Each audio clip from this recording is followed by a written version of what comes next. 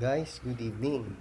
Meron tayong iso-solve na problem in mathematics for grade 5 students. And the problem is, an athlete in track and field runs at a distance of 200 meters in 40 seconds. What is the speed of the athlete?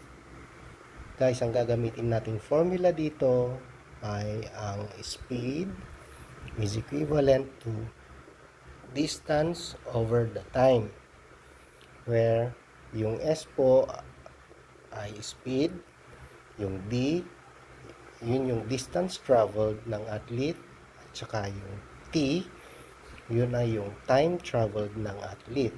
Ngayon, para madaling tandaan ang formula na yan, gagamit tayo ng isang triangle, hatiin natin sa tatlo.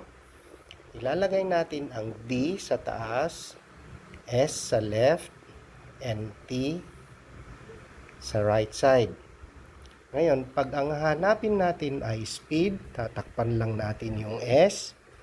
So, S is equivalent to distance over the time.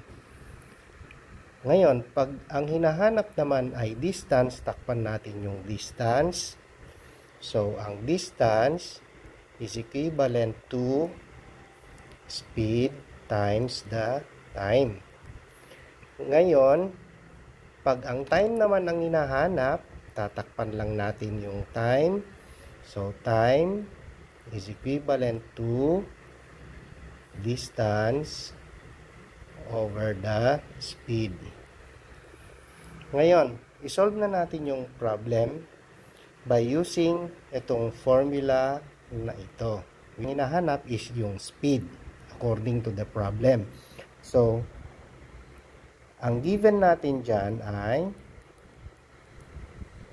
ang given sa problem ay, ibinigay yung distance na tinakbo ng athlete. So, distance equivalent to 200 meters at saka yung time traveled ng athlete is equivalent to 40 seconds.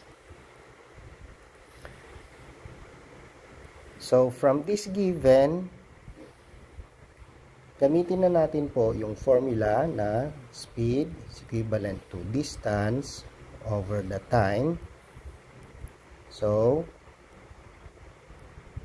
ang D na given is 200 meters divided by yung time na 40 seconds. So, ang nakuha nating value ng speed now is 200 over 40. Cancel out yung 0. So, bali 20 over 4 is 5 meters per seconds. Yan po ang sagot sa problem.